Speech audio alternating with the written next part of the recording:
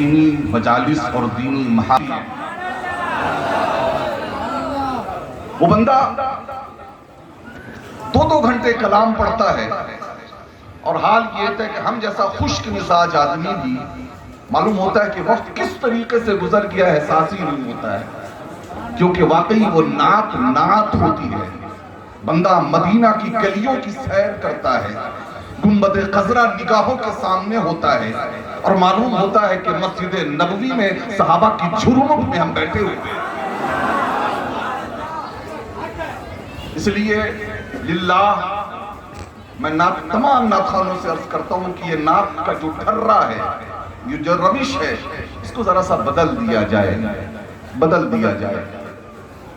میں نے اس لیے بھی آج کا یہ موضوع کا انتخاب کیا کہ بالخصوص آج کے دور میں نفس کے تزکیے کی زیادہ ضرورت ہوتی ہے۔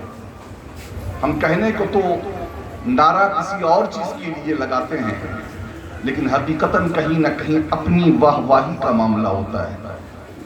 مجھے بڑی شرم آتی ہے کہ جب کوئی نعت پڑھتا رہتا ہے، حضور کی تعریف ہو رہی ہے، اس میں ہم جیسا حضور کا ادنا خادم، جو ادنا غلام کہلانے کے لائق بھی نہیں ہے، وہ مجلس میں آئے، حضور کی نعت چھوڑ دی جائے اور میری واہ واہی اور میرے لیے نعرے لگنے شروع ہو جائیں۔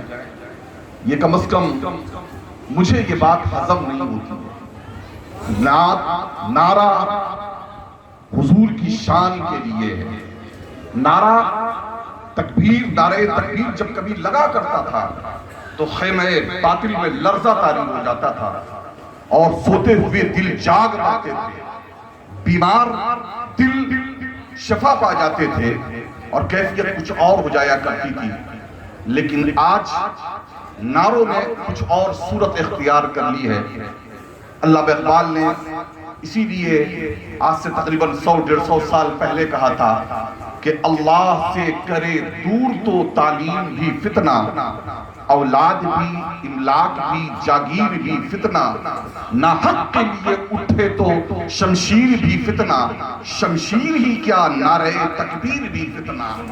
جس نعرہ تکبیر سے آپ کا نفس موٹا ہو، ہمارا نفس موٹا ہو اور بات کہیں سے کہیں نکل جائے، میں سمجھتا ہوں کہ ایسے نعرے سے نعرہ نہ لگانا کہیں بہتر ہے۔ اسی لیے میں کہتا ہوں کہ نعرہ بہت لگا لیا آپ لوگوں نے، اب میں ہاتھ جوڑ کر درخواست کرتا ہوں کہ میری باتوں میں وہ وزن نہیں، وہ تم تراک نہیں، میری باتوں میں وہ انداز نہیں کہ میں آپ کے اندر کچھ اور جذبہ پیدا کر سکوں۔ میں بس کوشش یہ کرتا ہوں کہ دل کے دروازے پر آپ کے دستک دے سکوں اور کسی کا دل بھی اگر کھل جائے اور تھوڑی دیر کے لیے میری گفتگو سے کسی کے دل میں بھی تبدیلی پیدا ہو جائے تو میں سمجھتا ہوں کہ ہم جیسے گناہگاروں کے لیے کہ نجات کے لیے یہ کافی ہے۔ تو بہرحال آج کی میری گفتگو کہ میں اس سے پہلے کہ میں اپنے عنوان پر آؤں، کسی عرض و معروض سے قبل عقیدت و احترام کے ساتھ اپنے اور سارے جہان کے آقا ختم المرتبت ارواحنا فداہ جناب محمد رسول اللہ صلی اللہ تعالی علیہ وسلم کے دربار گوہربار میں ہدیہ درود و سلام پیش کر لیں۔ بڑی اللہم صلی علی سیدنا و نبینا و مولانا محمد مادن الجود والکرم وآلہ وبارک وسلم صلاة و سلام علیکہ یا رسول اللہ صلی اللہ تعالی علیہ وسلم۔ آج ہم ایک صوفی، ایک ولی، ایک بزرگ کے آستانے پر ہیں۔ یہ وہ شخصیتیں ہیں کہ جن کے بارے میں اللہ تبارک و تعالی نے ارشاد فرمایا، الا ان اولیاء اللہ لا خوف علیہم ولا هم یحزنون الذین آمنوا وکانوا یتقون، کہ خبردار بے شک کہ اللہ کے ولی وہ ہیں جن کو نہ کوئی خوف ہے اور نہ کوئی غم، اور یہ ولی وہ ہوتے ہیں جو صاحب تقوی ہوا کرتے ہیں، جو متقی ہوا کرتے ہیں۔ عزیزان محترم، آج یقیناً اس پورے علاقے اور پورے خطے میں حضرت سیدنا شاہ عظمت اللہ صفی رحمت اللہ تعالی علیہ کا گنگان ہو رہا ہے اور ان کے نام کے نعرے لگ رہے ہیں۔ آج حال یہ ہے کہ بعض لوگوں کو اولیاء کرام کی عظمت و شان ہضم نہیں ہوتی اور اس پر مختلف قسم کی وہ بات کرتے ہیں۔ مجھے یاد آتا ہے، واقعہ یاد آ رہا ہے کہ پاک پتن شریف جو پاکستان کا حصہ ہے، وہاں حضرت سیدنا بابا فرید گنج شکر رحمت اللہ تعالی علیہ آرام فرما ہے۔ حضرت محبوب الہی خواجہ نظام الدین اور مخدوم صابر کلیری کے پیر و مرشد وہ حضرت بابا فرید گنج شکر۔ حال یہ تھا کہ مستی چھائی ہوئی تھی، ہر طرف حق فرید یا فرید، حق فرید یا فرید کے نعرے لگ رہے تھے۔ حضرت سیدنا پیر مہر علی شاہ رحمت اللہ تعالی علیہ، جن کو بھی زمانہ بھی مجدد کہتا ہے اور فاتح قادیانیت جنہیں کہا جاتا ہے، وہ وہاں پہنچے ہوئے تھے۔ تو ایک بندہ سامنے آیا، کہنے لگا کہ حضور والا، کیا ہی اچھا ہوتا کہ لوگ حق فرید یا فرید کے نعرے کے بجائے یا اللہ کا نعرہ لگاتے، یا اللہ یا اللہ یا اللہ کہتے تو اللہ کے ذکر کا ثواب بھی وہ پاتے۔ حضرت پیر مہر علی شاہ مسکرائے، اس نوجوان کے کاندھے پہ ہاتھ رکھا، کہا بیٹا میں تو آج یہ دیکھ رہا ہوں کہ اللہ بھی آج فرید فرید کر رہا ہے، اللہ بھی فرید فرید کر رہا ہے۔ وہ بڑا چونکا، کہنے لگا حضور آپ جیسی علمی شخصیت سے میں امید نہیں رکھتا تھا کہ آپ ایسی بات کہیں گے۔ آپ نے اسے اور قریب کیا اور کہا بیٹے یہ بات میں اپنی طبیعت سے نہیں کہتا، یہ قرآن کہتا ہے فَاذْكُرُونِي أَذْكُرْكُمْ، تم میرا ذکر کرو میں تمہارا چرچا کروں گا۔ بابا فرید جب تک دنیا میں رہے اللہ اللہ کرتے رہے، اور بابا فرید کے دنیا سے جانے کے بعد اب اللہ اپنے بندوں سے فرید فرید کرا رہا ہے۔ یہ اب خود نہیں کر رہے ہیں بلکہ اللہ کے حکم سے کر رہے ہیں۔ تو آج جو دادا میاں کا یہ جو چرچا ہو رہا ہے، یہ جو نعرے لگ رہے ہیں، یہ کسی کی کیا اوقات؟ حقیقت یہ ہے کہ اللہ نے یہ محبت، ان کی محبت ہمارے دلوں میں ڈال دی ہے، اور یہ اللہ والے وہ ہیں، یہ اللہ والے وہ ہیں کہ جس کے نقش قدم سے، جن کے دامن کرم سے جو بندہ وابستہ رہے گا وہ ہدایت پر رہے گا، کامیاب و کامیاب رہے گا۔ اعلیٰ حضرت امام اہل سنت نے اسی لیے فرمایا ہے کہ لحد میں عشق رخ شہ کا داغ لے کے چلے، اندھیری رات کی سونی چراغ لے کے چلے، اور تیرے غلاموں کا نقش قدم ہے راہ خدا، وہ کیا بہت سکے جو یہ سراغ لے کے چلے۔ عزیزان محترم، تو میں عرض کر رہا تھا کہ تزکیہ نفس یہ ہو سکتا ہے یا آپ کے لیے یہ دونوں چیزیں کچھ عجیب سی ہوں، پہلی بار آپ نے سنی ہوں، کیونکہ نوجوانوں کی بھی ایک بڑی تعداد ہے۔ میں انشاءاللہ تبارک و تعالی گفتگو ایسی کروں گا کہ جو ہر بندے کے سمجھ میں آئے۔ یاد رکھیں ہمارے اکابرین نے یہ جو جلسوں اور اجتماعات اور کانفرنسز کا جو سلسلہ شروع کیا ہے وہ اللہ کے رسول کے فرمان کے عین مطابق ہے۔ حضور فرماتے ہیں طلب العلم فریضۃ علی کل مسلم و مسلمہ، کہ علم کا حاصل کرنا ہر مرد و عورت کے لیے لازمی و ضروری ہے۔ اب ہر بندہ تو مدرسے میں داخلہ نہیں لے سکتا، تو ان کے لیے یہ جلسے ہیں کہ وہ جلسے میں آئے اور جلسے میں آنے کے بعد دین سیکھیں، دین سمجھنے کی کوشش کریں۔ یاد رکھیں یہ تزکیہ نفس کیا ہے، اس کو سمجھنے کے لیے میں آپ کو پہلے یہ بتاتا ہوں کہ اللہ تبارک و تعالی نے اس دنیا میں تمام بندوں کو پیدا کیا ہے۔ یہ بندے جو دنیا میں پیدا ہوئے ہیں، ان کو اس دنیا سے رخصت ہونے کے بعد سب کو دوسری دنیا میں جانا ہے، جنت میں جانا ہے۔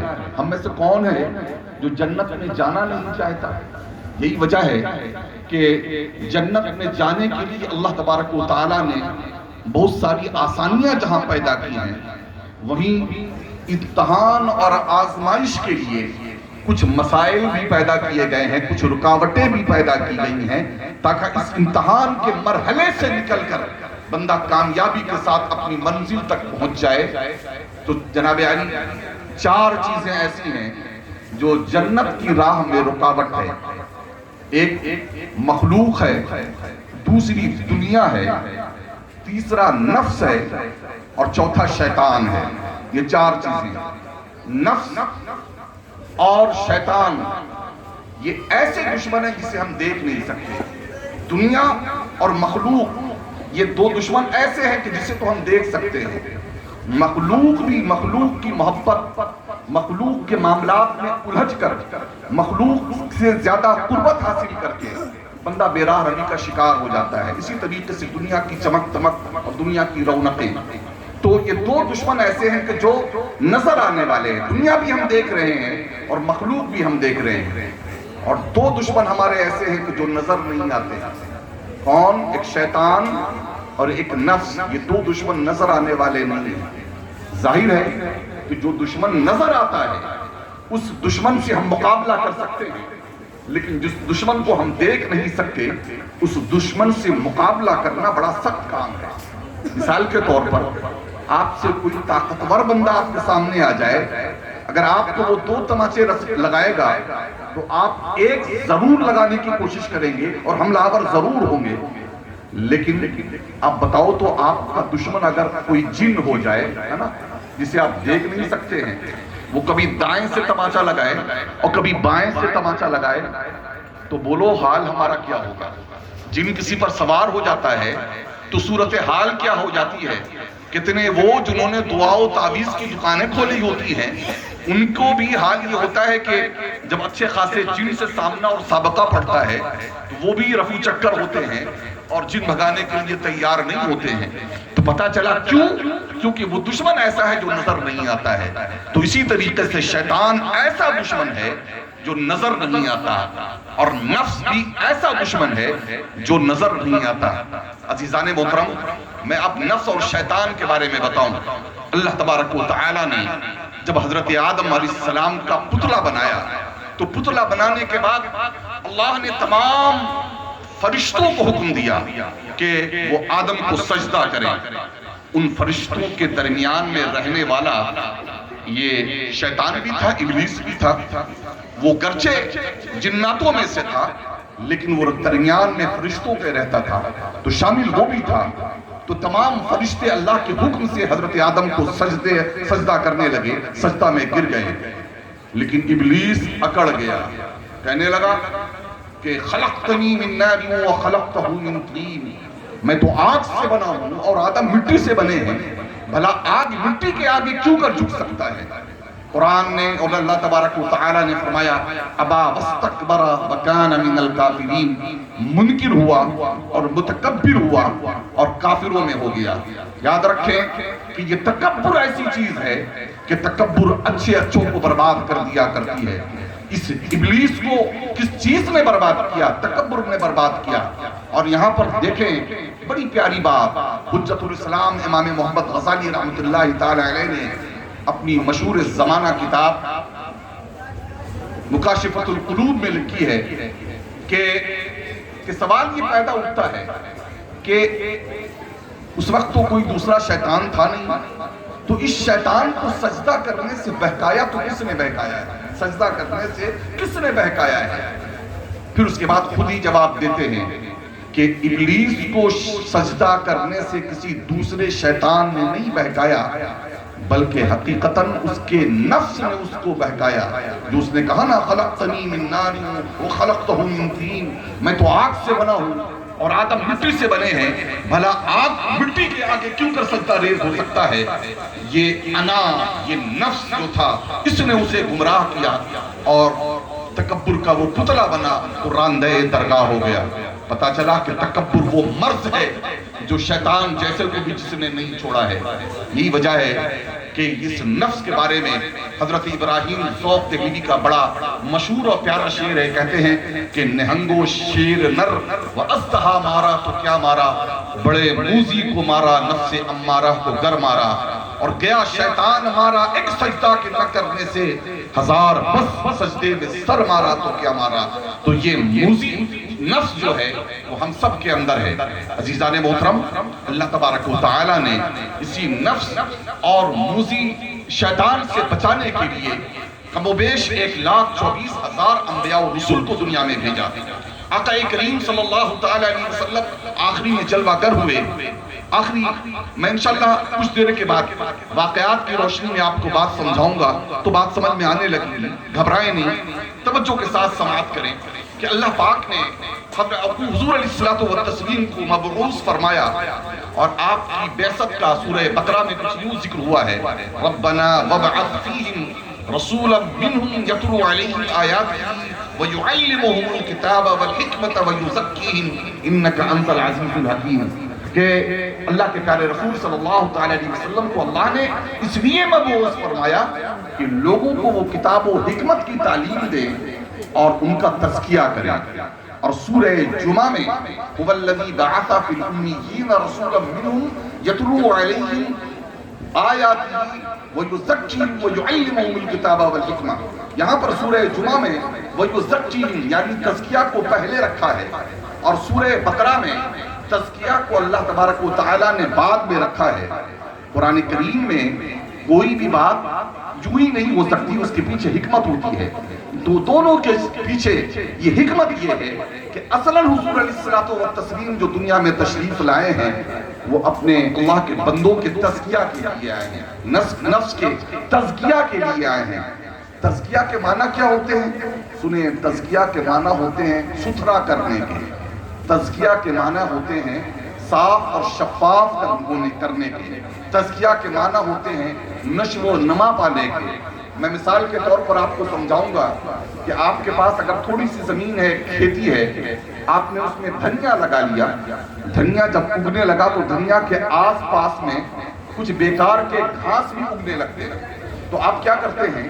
ان گھاس کو اکھاڑ کر پھینکتے ہیں تاکہ دھنیا ٹھیک طرح سے اگے اور اس کے نشو و نما میں اور اس کی ترقی میں یہ گھاس کوئی رکاوٹ نہ بنے۔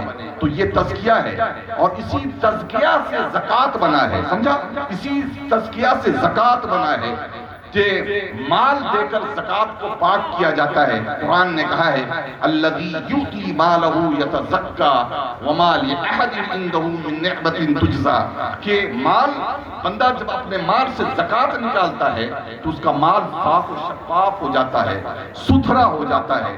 تو اسی طریقے سے دل سے جب آلودگیوں کو نکالا جاتا ہے، خرابیوں کو نکالا جاتا ہے، دنیا کی محبت نکالی جاتی ہے، غرور و تکبر نکالا جاتا ہے، انانیت نکالا جاتا ہے، تو یہ دل کا تزکیہ ہوا کرتا ہے۔